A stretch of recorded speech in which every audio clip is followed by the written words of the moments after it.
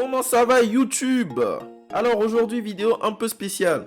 J'ai regardé Mouchko Tensei en live sur Twitch avec ma communauté sur plusieurs jours et j'ai décidé de faire un best-of de mes réactions que je vais partager avec vous dans cette vidéo. Et bien sûr je donnerai mon avis au fur et à mesure sur cet animé que j'ai trouvé incroyable. Mouchko Tensei est un isekai, du coup j'étais pas mal méfiant car je suis pas très fan de ce genre de base. En plus au tout début avec la réincarnation c'est direct bizarre. On a un bouc de presque 40 ans dans la vraie vie qui renaît bébé. J'étais un peu mal à l'aise, je vais pas vous mentir. Le personnage principal est très chelou et l'anime ne s'en cache pas. Wesh. En train de se pignoufle. Putain. C'est quoi cet anime frère? Et il n'y a pas que lui car les autres persos aussi if I speak. Théma.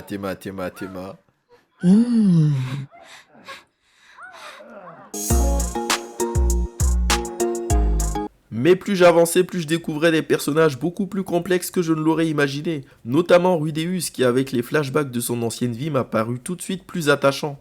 Mais attention, cela n'excuse pas non plus son comportement.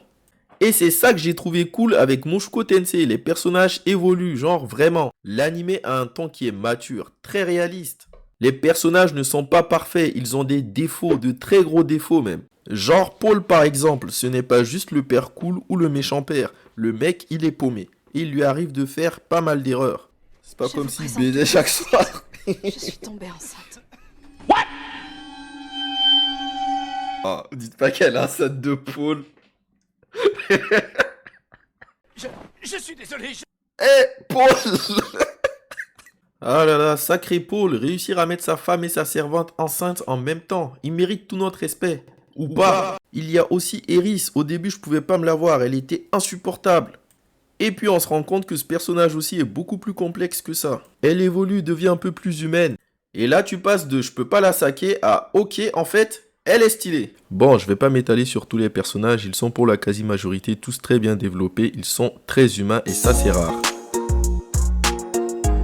Là, on va parler d'un autre truc que je n'avais pas vu venir à ce niveau-là, c'est l'animation. Parce que Mouchko Tensei, visuellement, c'est un pur régal. Chaque décor est travaillé, chaque lumière est douce, réaliste. T'as des plans qui ressemblent à des tableaux. Même quand il n'y a pas d'action, c'est magnifique. Rudeus qui lit un livre ou qui marche dans la nature, mais quel poulet! Mais alors, les combats, c'est juste waouh. Ce n'est pas juste fluide, c'est intense, c'est lourd et ça cogne. Chaque sort lancé, chaque coup d'épée, on a une vraie sensation de force, de vitesse et de danger.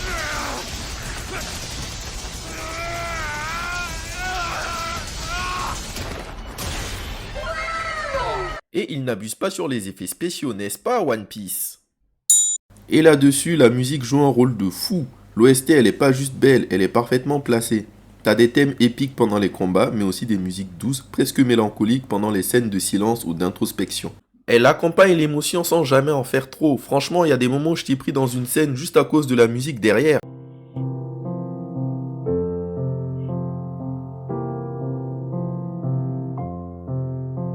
Tu sens que ce n'est pas un anime qui te balance juste une bande son générique, c'est pensé, c'est cinématographique et ça rend l'expérience ultra immersive. Bon, maintenant on va parler des trucs qui fâchent. Rudeus, le perso principal, c'est pas un héros modèle. Dès les premiers épisodes, il est montré comme un ancien hikikomori chelou, socialement cassé et parfois carrément détraqué. Et ouais, il y a des scènes qui sont très malaisantes et il y a des moments où tu te dis même, ils ont vraiment écrit ça?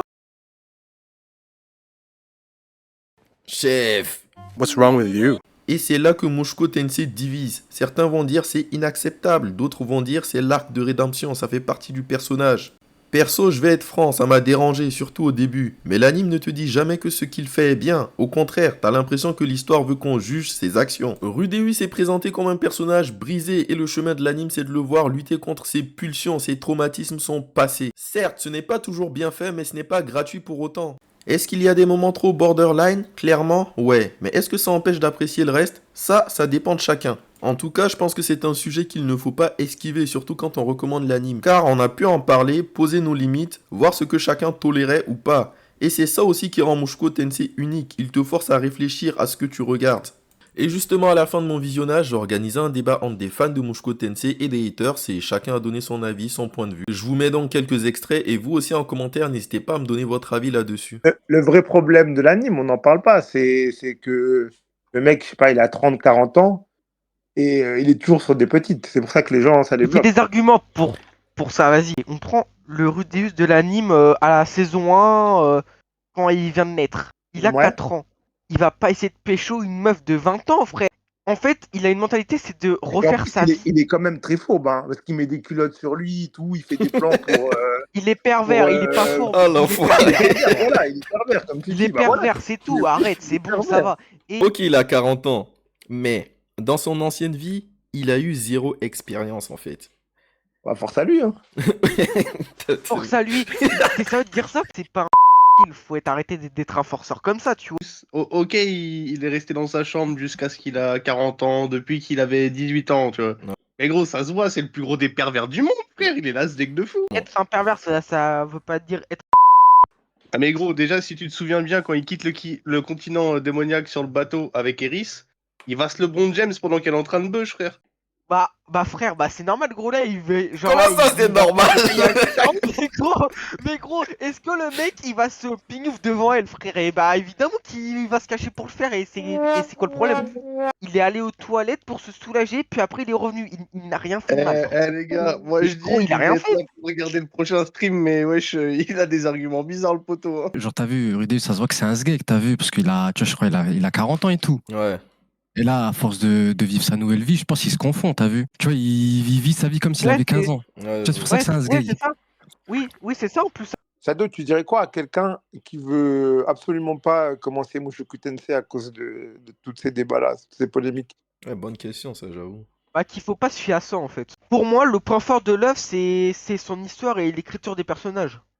Après, c'est vrai que c'est bien développé, hein. Il y a plusieurs langues et tout. Les personnages, tu les vois pas pendant une saison.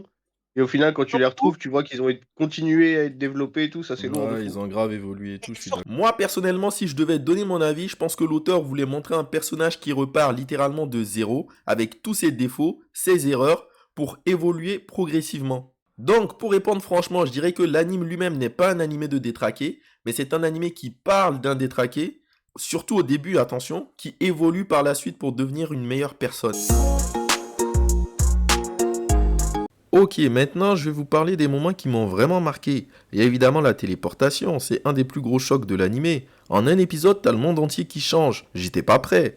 Il y a bien évidemment d'autres moments, comme la première vraie défaite de Rudy qui le laisse paralysé par la peur. Franchement, ce passage, il m'a donné des frissons. Et puis ouais, on n'oublie pas les scènes de... C'est pas mal suggéré, parfois explicite, et c'est assez rare dans les animés de ce style.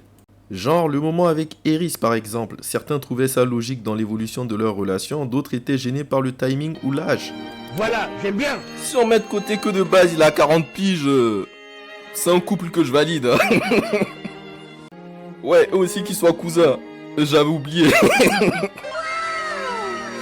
Jesus Christ. Et pareil pour les passages avec Sylphie plus tard dans la série, c'est romantique mais un peu malaisant quand tu penses au contexte. Fake body Twitch. Mais quoi qu'on pense de ces scènes, elles sont là pour marquer une étape. On n'est pas dans du fanservice pur, même si parfois ça en frôle les limites. Oui, parfait. Le dîner est prêt. Bon appétit. Il est devenu fou. Ce que je retiens, c'est que Mushoku Tensei ose aller là où d'autres animes n'osent pas. Que ce soit pour le meilleur ou pour le pire. Pour finir, il y a la mort de certains personnages secondaires. Tu t'y attends pas et ça laisse une vraie sensation de perte. Pour conclure, Mushoku Tensei, c'est pas juste un bon isekai, c'est une vraie histoire de rédemption, de choix et de conséquences. Ce n'est pas parfait, mais c'est marquant et je suis trop content d'avoir découvert ça en live avec vous. Si vous avez aimé cette vidéo, n'hésitez pas à me dire ce que vous avez pensé de l'anime en commentaire et surtout venez sur Twitch pour vivre le prochain avec moi. Au programme Kuruko Basket. Allez, à la prochaine!